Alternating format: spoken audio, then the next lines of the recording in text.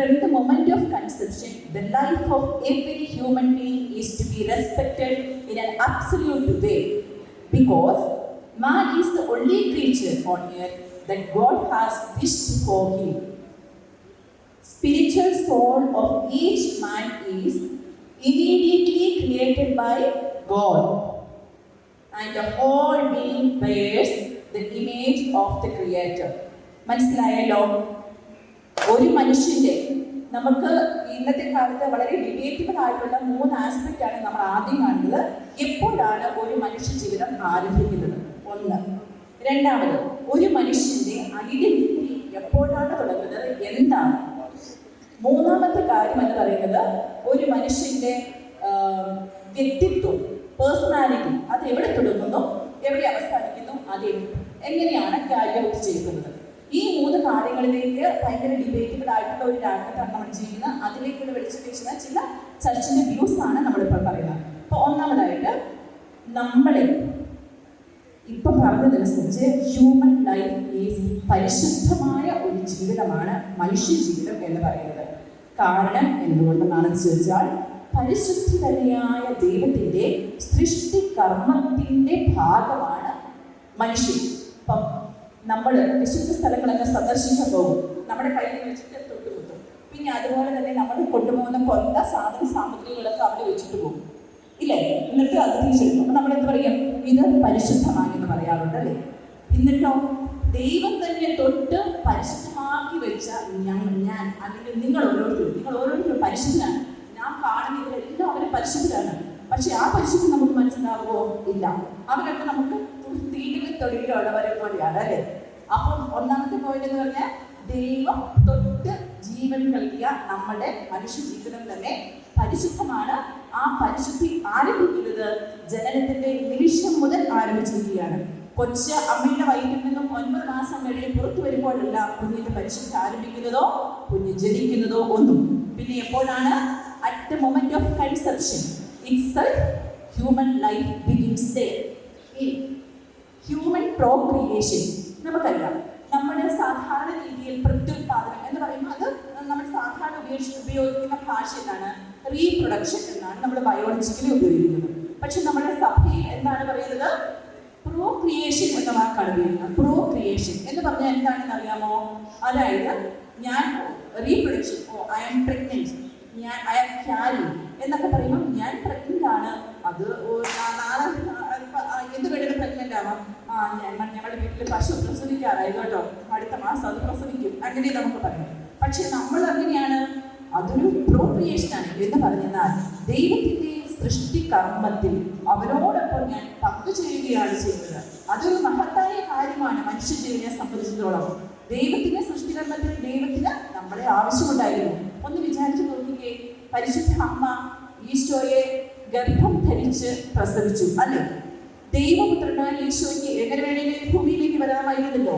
എന്തുകൊണ്ടാണ് പരിശുദ്ധ അമ്മയുടെ ഗർഭപാത്രത്തിൽ ജനിക്കുവാനും ലോകത്തിലേക്ക് വരാനും ഇടയായത്? അവിടെ ഒക്കെയും നമ്മൾ കാണുന്നത് മനുഷ്യ ജീവിതത്തിന്റെ അമൂല്യത അല്ലെങ്കിൽ ശ്രേഷ്ഠത, അതാണ് നമ്മൾ കാണുന്നത്. അപ്പം ഇനി രണ്ടാമതായിട്ട് വരുന്ന ഹ്യൂമൻ പ്രോക്രിയേഷൻ റിക്വയർസ്. ഈ പ്രോക്രിയേഷൻ ആവശ്യമായിട്ടുള്ള 2 സാധനങ്ങളുണ്ട്. What is that? It is written over there. Kindly see. Human procreation requires spouses responsible collaboration with the fruitful love of God. ഭാര്യയുടെയും ഭർത്താവിൻ്റെയും ഉത്തരവാദിത്വപൂർണമായ collaboration with the fruitful love of God. ദൈവത്തിൻ്റെ ആ ഫലദായകമായ സ്നേഹം. ആ ഫലം എന്തായിരിക്കണം? ദൈവത്തിന്റെ ഫലദായകമായ സ്നേഹത്തിൽ നിന്ന് വരുന്ന ഗിഫ്റ്റാണ് human life. So it must be actualised in marriage. ഈ പറയുന്ന ഓരോ കാര്യങ്ങളും ഞാൻ പറയുന്നതല്ല, ഇത് ഡോണം ഡീറ്റെയിലുള്ള കാര്യങ്ങളാണ്. ഇത് നമ്മളത് പുറകിൽ നിൽക്കുന്ന ആ കുട്ടി വിചാരിക്കുകയാണ് ആ മറ്റേ കുട്ടിയുമായിട്ട് സംഗമിച്ച് എനിക്കൊരു കുഞ്ഞുണ്ടാകണം എന്ന് വിചാരിച്ചാൽ അത് ശരിയാണോ? അത് ശരിയല്ല. കാരണം ഇത് ആക്ച്വലൈസ് ചെയ്യപ്പെടേണ്ട ഒരു കൂദാശയില്ല. അതാണ് മാരേജ് എന്ന കൂദാശ. ആ കൂദാശയിലൂടെ സാക്ഷാത്കരിക്കപ്പെട്ടാൽ മാത്രമല്ല നമുക്ക് നമ്മുടെ ആ ക്രിസ്ത്യൻ കോൺസെപ്റ്റ് അനുസരിച്ച് പോകാൻ പറ്റുള്ളൂ കേട്ടോ.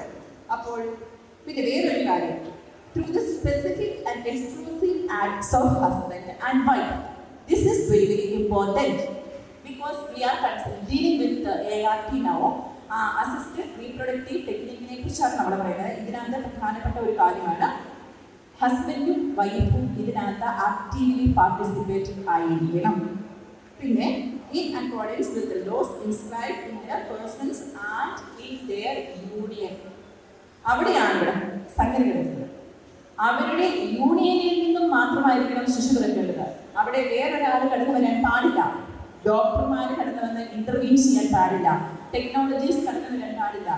ഇതൊരു രഹസ്യാത്മകതയാണ്. പരിശുദ്ധ ത്രിത്വത്തിന്റെ രഹസ്യാത്മകതയാണ് മാരേജിലൂടെ, കോൺജുഗൽ ആക്ടിലൂടെ ഒരു ജീവൻ തങ്ങളുടെ മാരീഡ് ലൈഫിന്റെ ഫുൾഫിൽമെന്റായ ആ ഉദരത്തിലേക്ക് പ്രവേശിക്കുമ്പോൾ നടക്കുന്നത്. പരിശുദ്ധമായ ഒരു കാര്യത്തിലാണ് ഭാര്യയും ഭർത്താവും പാർട്ടിസിപ്പേറ്റ് ചെയ്യുന്നത്. അതുകൊണ്ടാണ് നമ്മൾ സാധാരണ ഒത്തിരി പേര് കേട്ടിട്ടുണ്ടായിരിക്കും അല്ലേ, നമ്മുടെ വീടുകളിൽ അപ്പനും അമ്മയും കിടക്കുന്ന ബെഡ്റൂം എന്ന് പറയുന്നത് എന്താണ്?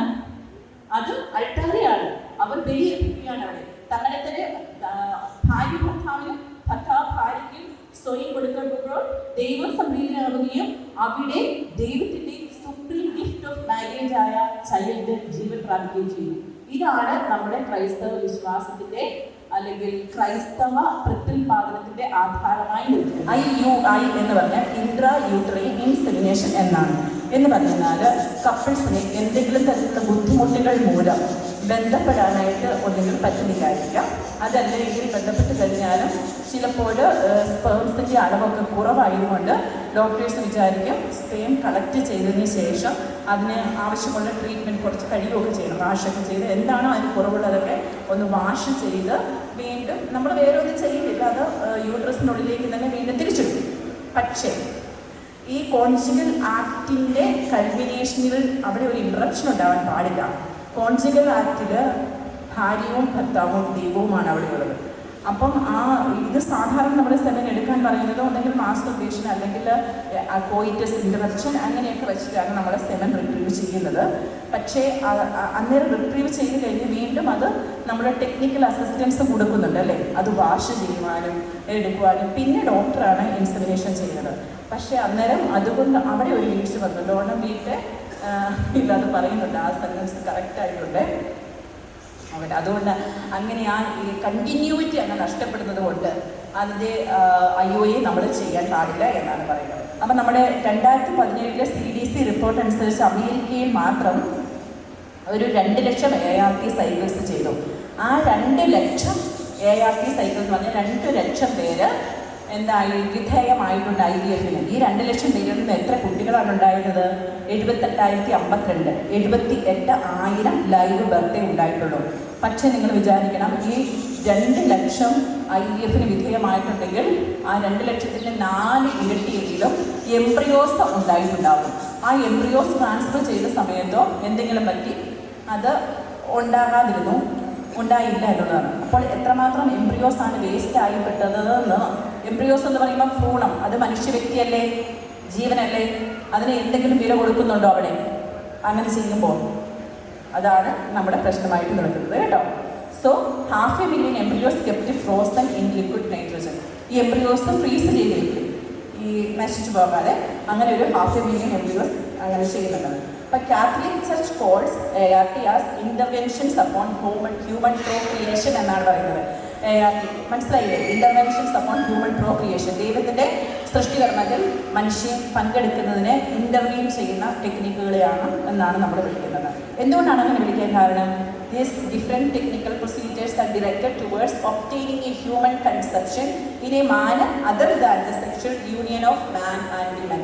ഒരു പുരുഷൻ്റെയും സ്ത്രീയുടെയും യൂണിയൻ കൂടാതെ ഉണ്ടാകുന്നത് കൊണ്ടാണ് നമ്മൾ ഇതിനെ തെറ്റായിട്ട് കരുതുന്നത്. നമുക്ക് മനുഷ്യന് 2 കാര്യങ്ങൾ എപ്പോഴും ഓർത്തിരിക്കുക.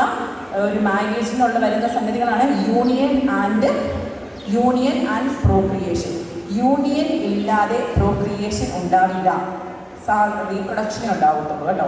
അതുകൊണ്ടാണല്ലോ പ്രോക്രിയേഷൻ ടെക്നിക്ക് നമ്മൾ പറയാറില്ല, ആർട്ടിഫിഷ്യൽ റീപ്രൊഡക്ഷനാണ് ഉണ്ടാകുന്നത്. യൂണിയൻ ഉണ്ടെങ്കിൽ മാത്രമേ പ്രോക്രിയേഷൻ ഉണ്ടാവുള്ളൂ. നമ്മൾ റീപ്രൊഡ്യൂസ് ചെയ്യപ്പെടാനല്ല വിളിക്കപ്പെട്ടിരിക്കുന്നത്, നമ്മളെല്ലാവരും വിളിക്കപ്പെട്ടിരിക്കുന്നത് പ്രോക്രിയേഷൻ വേണ്ടിയാണ്.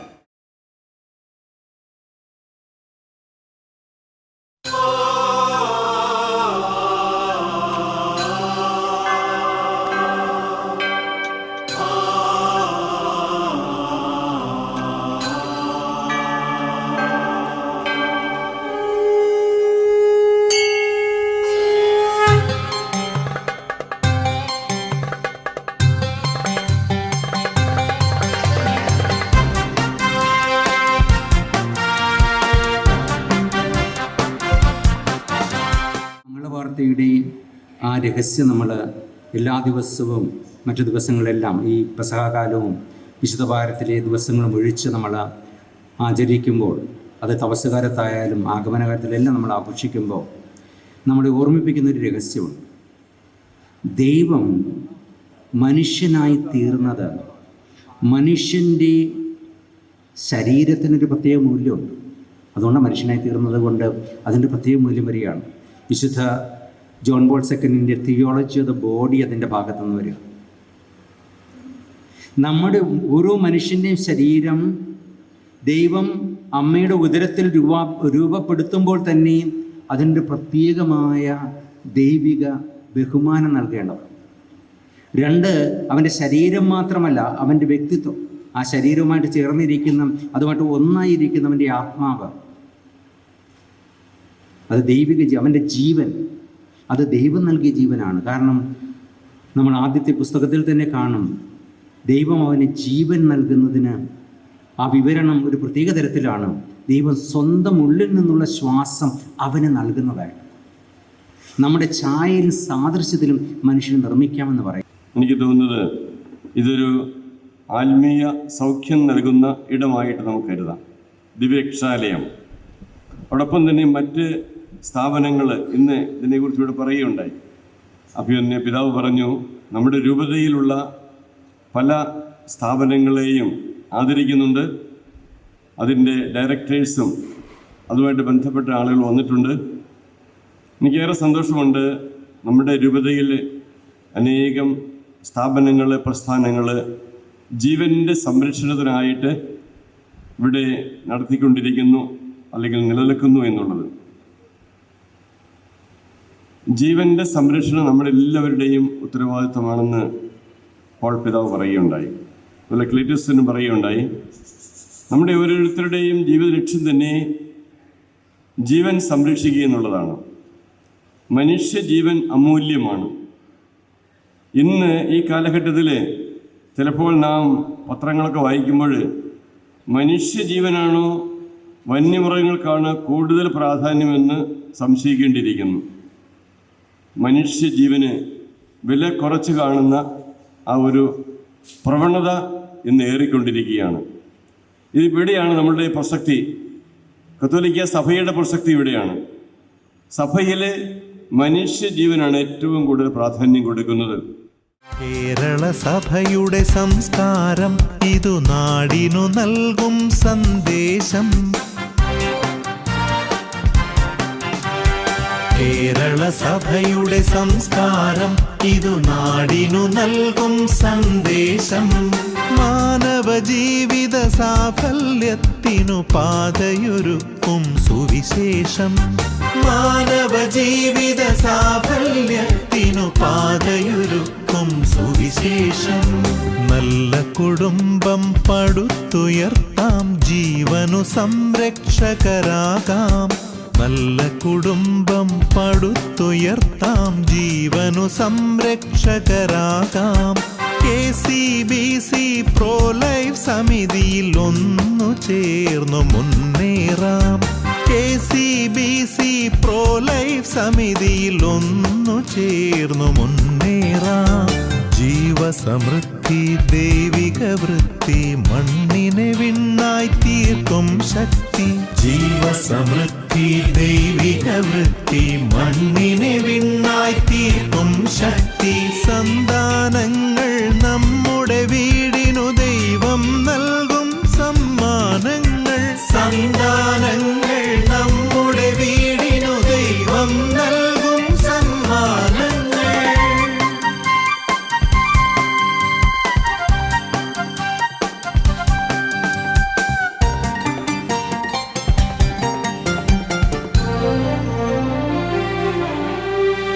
കണ്ണിനു കാഴ്ചകളില്ലാത്തവരുടെ കരവും കരുതലുമായിടാം.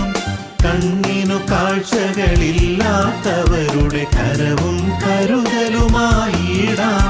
കാതിനു കേൾവികളില്ലാത്തവരുടെ നാദസ്പന്ദനമായിടാം. കാതിനു കേൾവികളില്ലാത്തവരുടെ നാദസ്പന്ദനമായിടാം. ബുദ്ധിവികാസം തേടും മാലാഖമാരായി പുണരാം. മാറാരോഗികളായോർക്കെന്നും ദൈവത്തിൻ സ്വരമായിടാം. കേരള സഭയുടെ സംസ്കാരം ഇതു നാടിനു നൽകും സന്ദേശം.